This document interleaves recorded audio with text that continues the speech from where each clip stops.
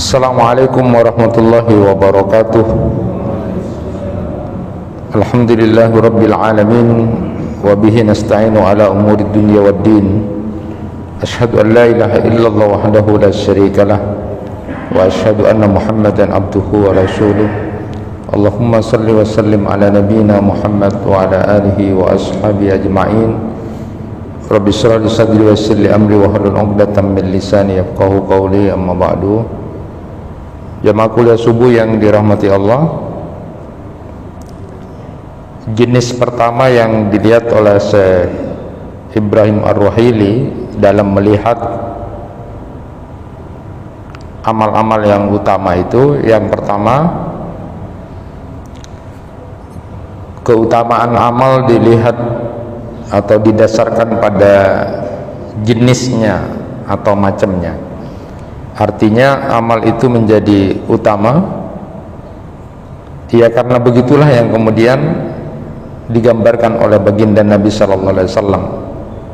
Itu adalah merupakan jenis atau macam amal yang sudah digambarkan oleh Nabi sallallahu alaihi wasallam.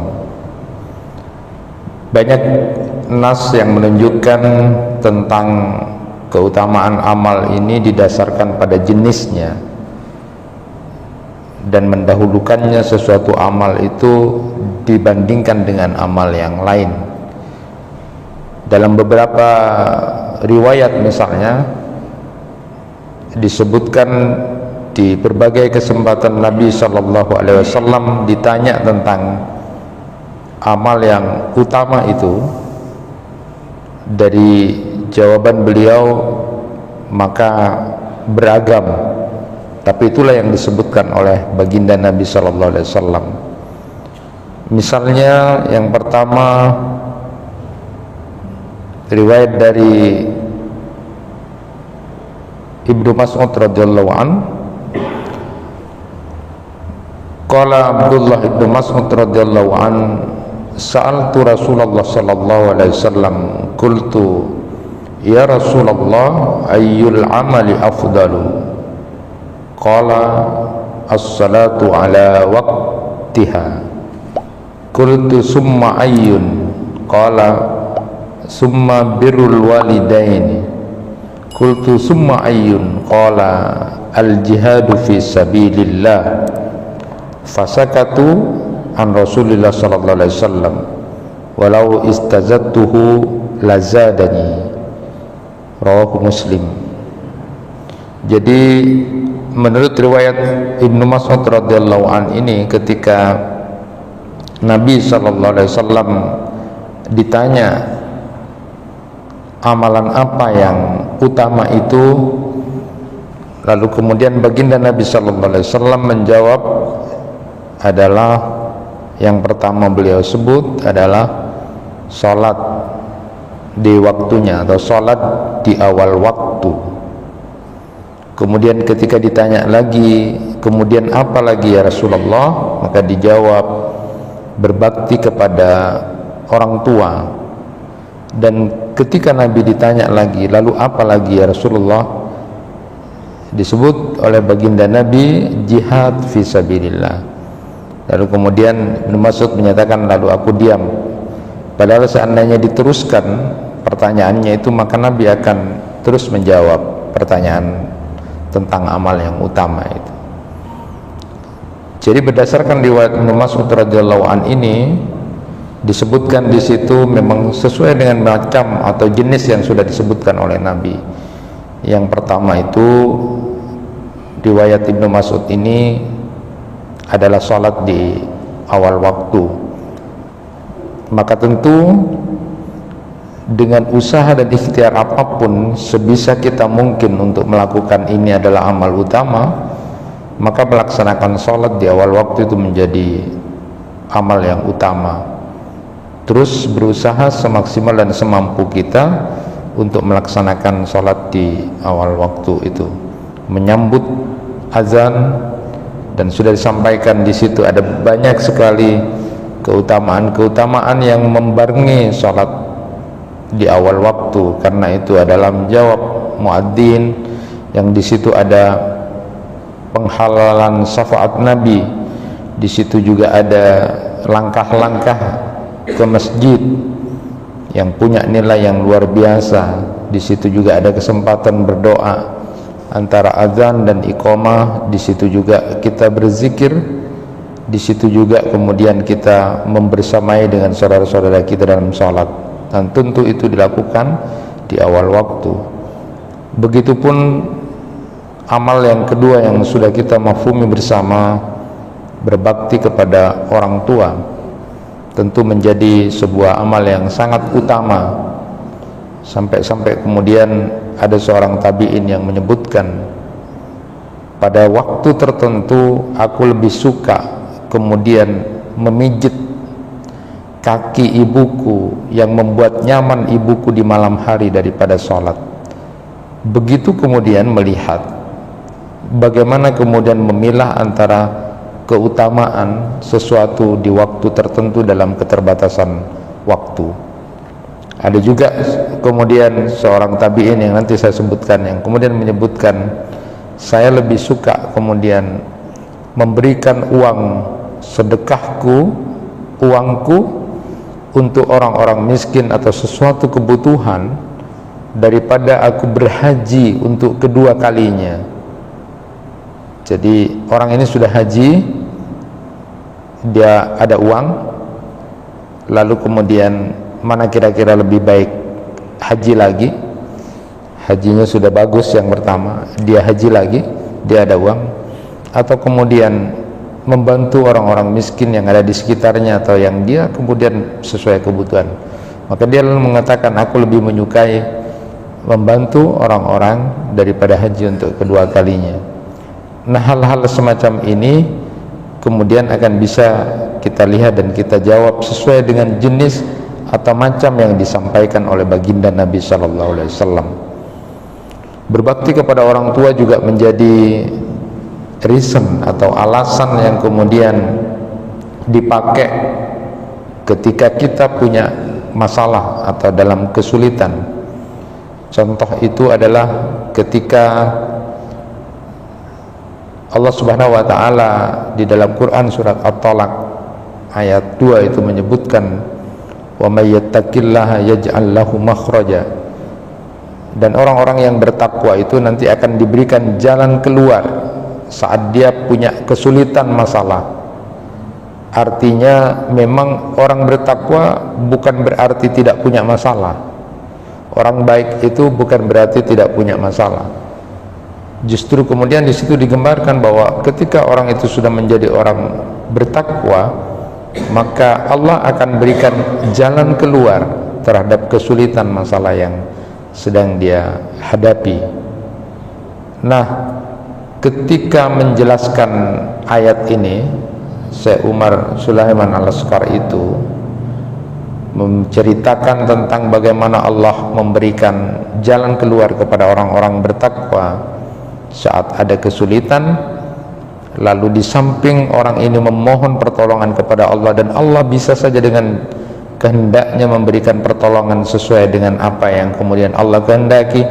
Bisa diantaranya kemudian membantu dengan pertolongan malaikatnya yang diturunkan, sebagaimana kemudian dicontohkan dalam perang Badar, saat orang-orang beriman, saat orang-orang bertakwa dalam sebuah kesulitan besar, harus berhadapan dengan musuh yang jumlahnya begitu sangat banyak dan perlengkapan perang yang sangat lebih luar biasa.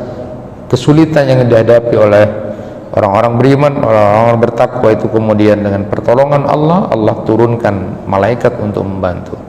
Ini contoh bahwa orang-orang bertakwa pun kemudian akan diberikan jalan keluar terhadap masalahnya di saat ada kesulitan. Lalu kemudian diberi contoh lagi adalah hadis yang masyhur tentang 3 orang yang kemudian tertutup di dalam gua saat ada mereka hendak menghindar dari hujan yang lebat, lalu kemudian berteduh di sebuah gua yang kemudian gua itu tertutup oleh batu besar. Nah, cerita masyhur ini sudah kita dengar, sudah kita pernah perhatikan juga dan kita pahami. Di antaranya adalah 3 orang ini lalu kemudian berwasilah. Berwasilah artinya menjadikan amal soleh yang mereka lakukan sebagai perantara untuk memohon pertolongan kepada Allah Subhanahu wa taala. Yang oleh salah seorang syekh di Universitas Al-Azhar Kairo itu yang membahas tentang hadis-hadis Nabi, beliau menyebutkan bahwa amal itu sudah bisa dilihat kalau diterima Allah, tidak hanya di akhirat nanti, tapi di dunia sudah terlihat apa yang dilakukan 3 orang ini memohon kepada Allah Subhanahu wa taala. Yang pertama adalah orang yang kemudian memohon kepada Allah dengan perantara amal kebaikan yang dia lakukan kepada orang tuanya. Jadi selama hidupnya dia begitu sangat berbakti kepada orang tuanya, hatta kemudian pada suatu saat makanan dan minuman yang diberikan kepada orang tuanya ini yang sudah sepuh ini, saat kemudian ditemui orang tuanya dalam keadaan masih tidur, maka lalu dia tunggu. Bahkan anak istrinya pun kemudian harus mengalah dengan itu. Lalu kemudian berdoa kepada Allah, kalau selama ini baktinya kepada orang tuanya diterima Engkau ya Allah hanya untuk mendapatkan ridho-Mu, maka lalu kemudian bantulah untuk membuka pintu gua ini dari ketertutupan batu besar itu. Akhirnya terbuka dengan amal soleh itu.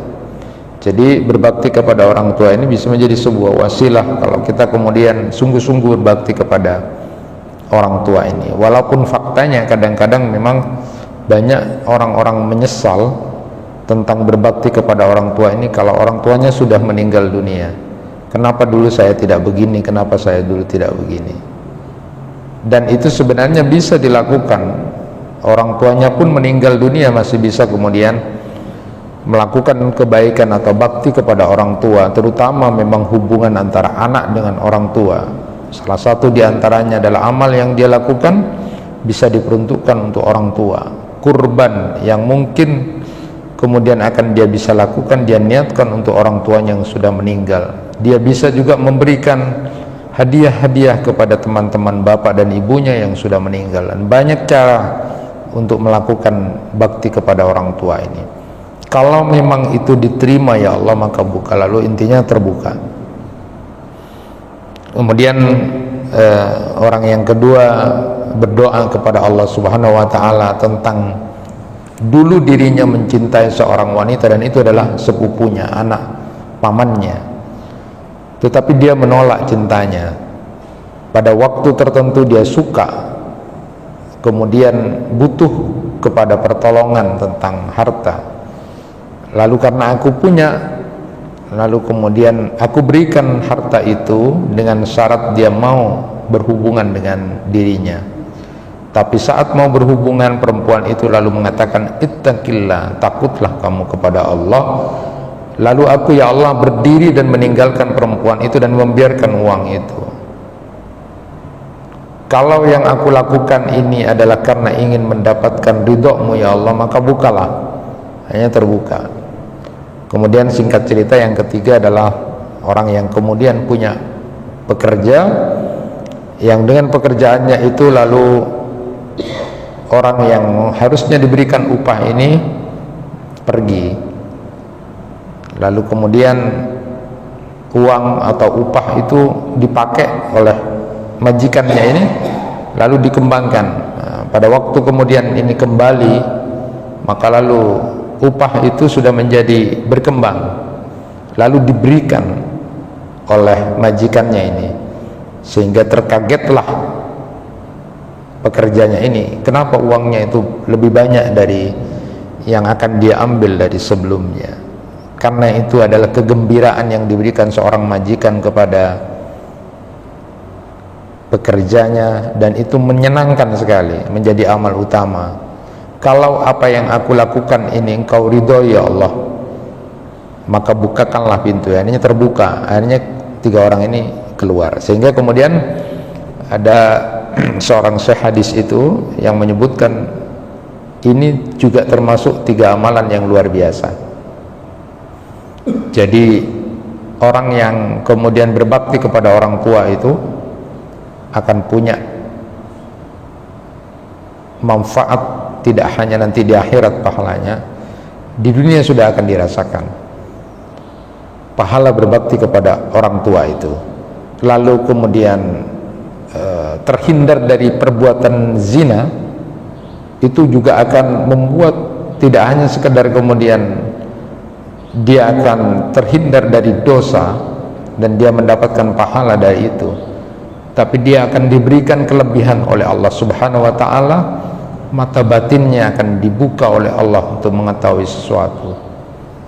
Contoh itu adalah terjadi kepada Nabi Yusuf alaihissalam ketika bisa terhindar dari perbuatan zina. Itu luar biasa, padahal itu mampu dan bisa dilakukan.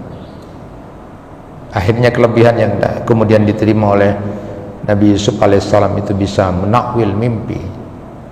Begitu juga dengan Ibnu Sirin yang kemudian menulis tafsir mimpi itu.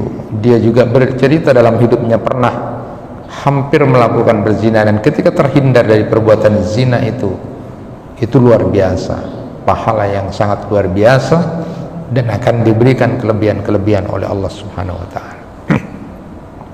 Begitupun kemudian ketika berbuat baik kepada pembantu rumahnya, berbuat baik terhadap pekerjanya, seorang majikan melakukan hal-hal yang baik.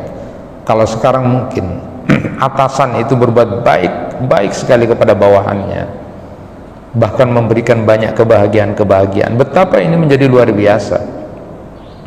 Tapi kadang-kadang riwayat-riwayat seperti ini banyak tidak dijadikan pelajaran. Pada saat ada orang diberi kesempatan untuk menjadi pemimpin, diberi kesempatan untuk menjadi atasan, tapi kadang-kadang justru suka memanfaatkan anak buahnya, suka kemudian mempekerjakan anak buahnya secara zalim, atau bahkan kemudian tidak banyak menyenangkan anak buahnya.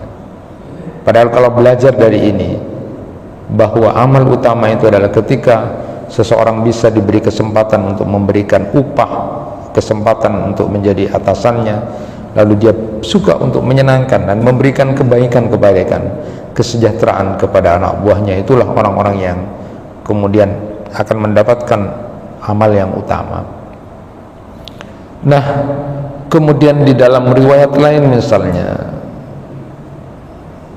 dari Abi Hurairah, riwayat dari Abi Hurairah, an Abi Hurairah anna Rasulullah sallallahu alaihi wasallam su'ila ayyul amalu afdal faqala imanun billahi wa rasuli qila summa madza qala al jihad fi sabilillah qila summa madza qala hajjun mabrurun, rawahu Muslim.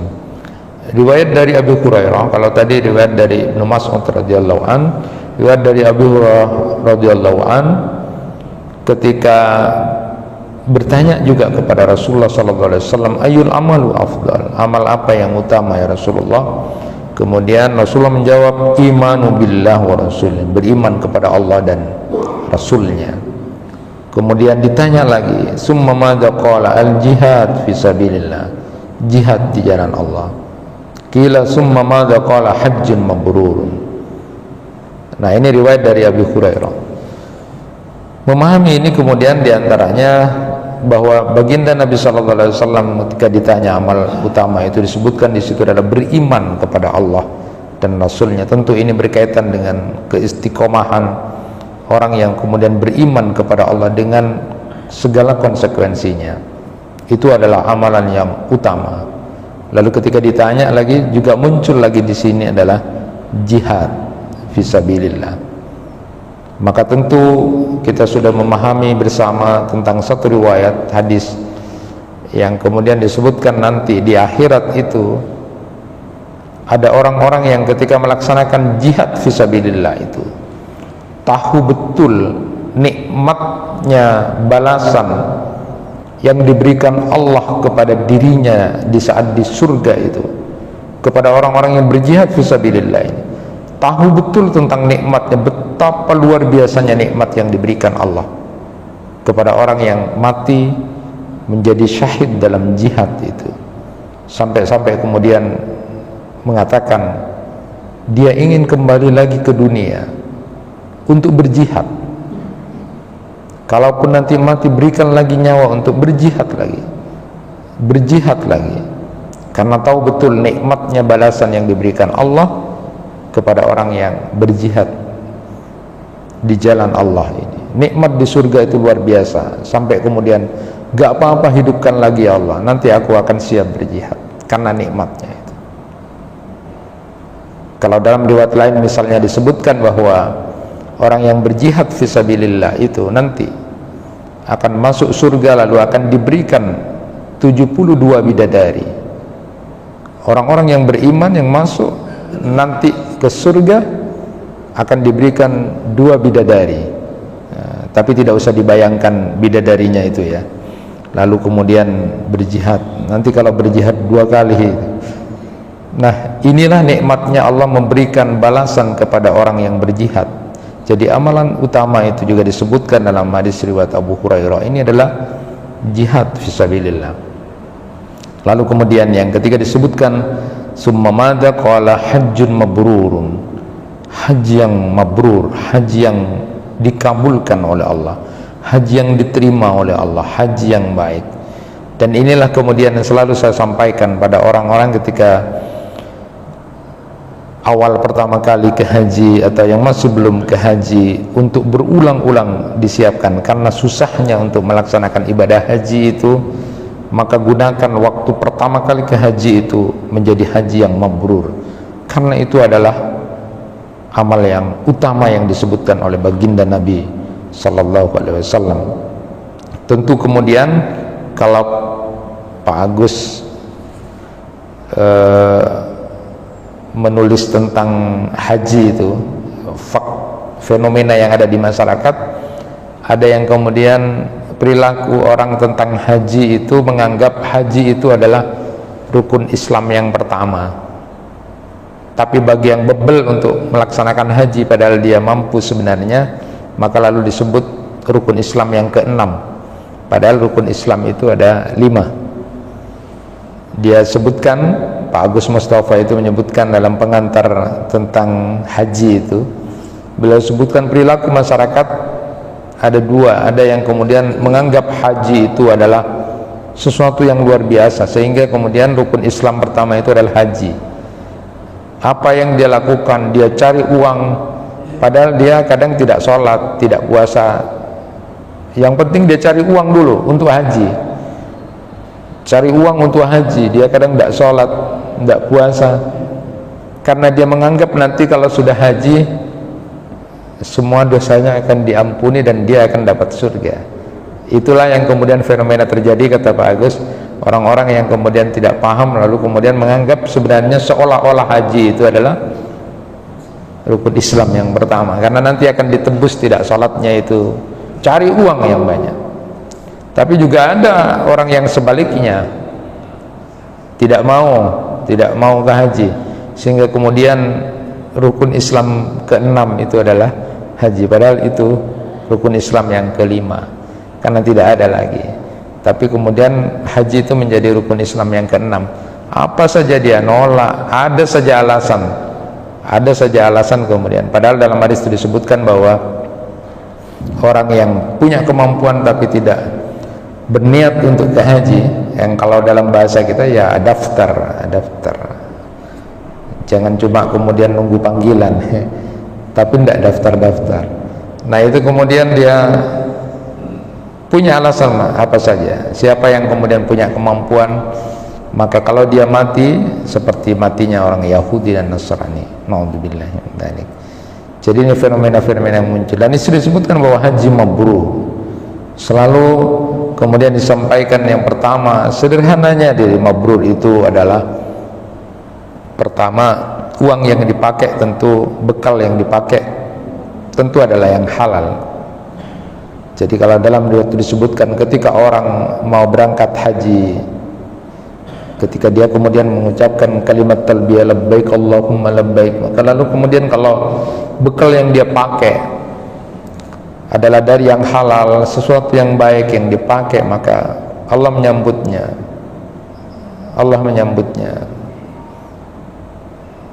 Tetapi kalau kemudian bekal yang dipakai itu dari harta yang tidak baik, dari jalan yang tidak baik, dari sesuatu yang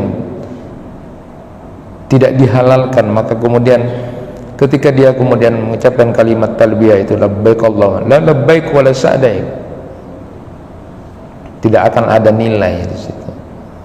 Begitupun kemudian pada saat proses manasik haji yang dia laksanakan ketika di Makkah, seluruh manasik haji dilakukan dengan penuh kebaikan sesuai dengan sunnah-sunnah Nabi Sallallahu Alaihi Wasallam. Dia juga menjaga akhlaknya, dia menjaga segala sesuatunya yang luar biasa. Lalu kemudian pulang dari itu, dia pun berubah jauh lebih baik dari sebelumnya, karena dia mendapatkan pencerahan spiritual dari perjalanan yang sangat sungguh luar biasa itu. Maka dia akan menjadi haji yang mabrur.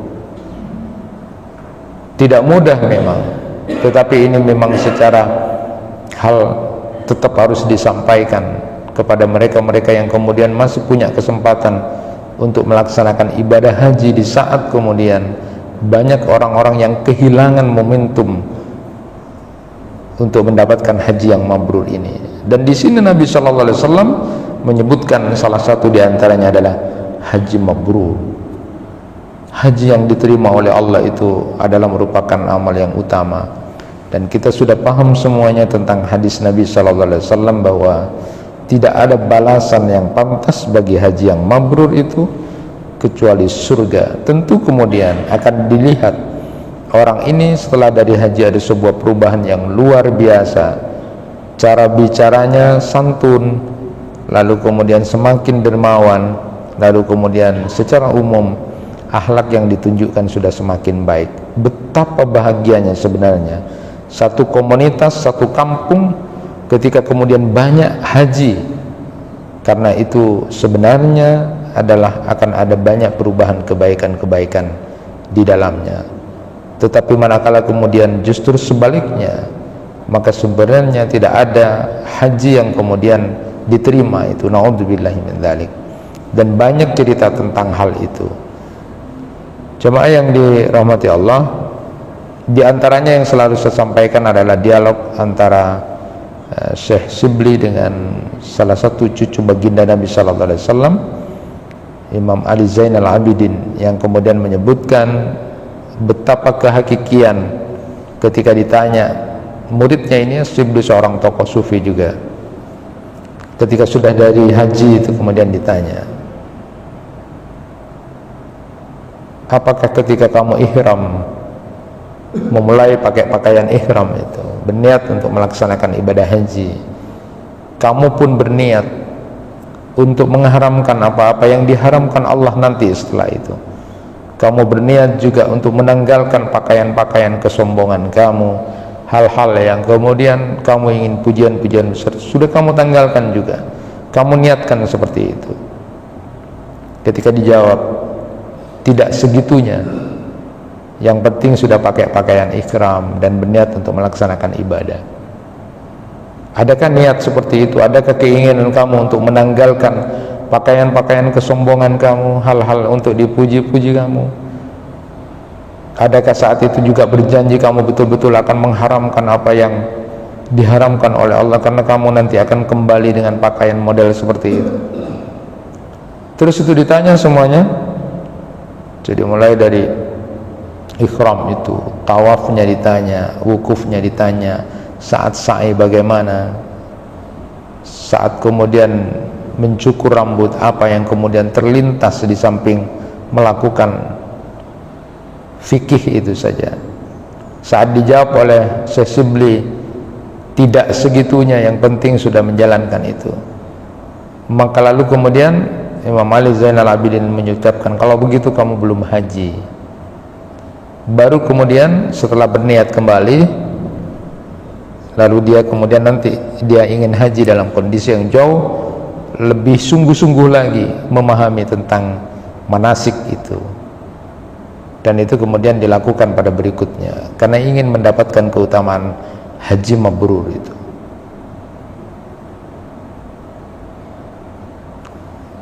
Jamaah yang dirahmati Allah, tentu kemudian menurut keterangan Syekh Ibrahim Ar-Ruhaili ini dalam kitab ini, beliau sebutkan bahwa memahami perbedaan tentang jenis amalan atau macam amalan utama yang disebutkan oleh baginda Nabi Sallallahu Alaihi Wasallam, pertama memang kata beliau, variasi jawaban Nabi Sallallahu Alaihi Wasallam itu memang kadang didasarkan pada kondisi keadaan waktu itu.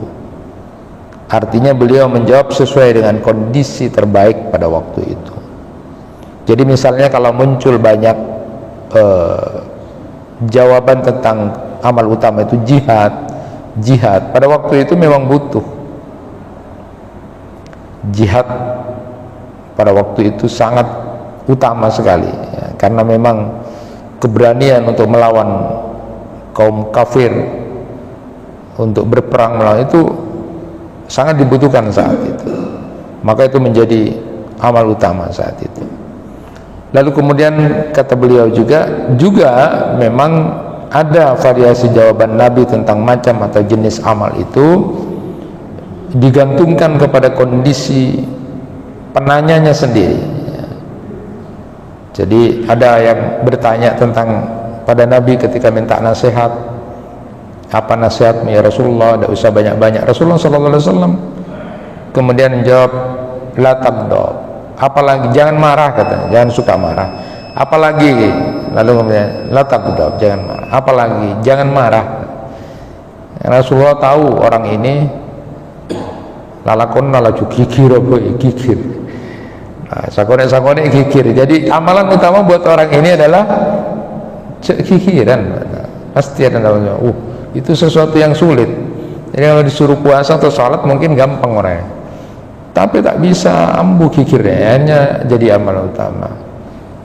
Jadi ada hadis Abu Darda dari Nabi Sallallahu Alaihi Wasallam bersabda misalnya, ala ukhbirukum bi afdali min darajati siyam was salah was sadaqah, qala kulna bala, qala islahu dzatil bain wa fasadu dzatil bainil haliqah.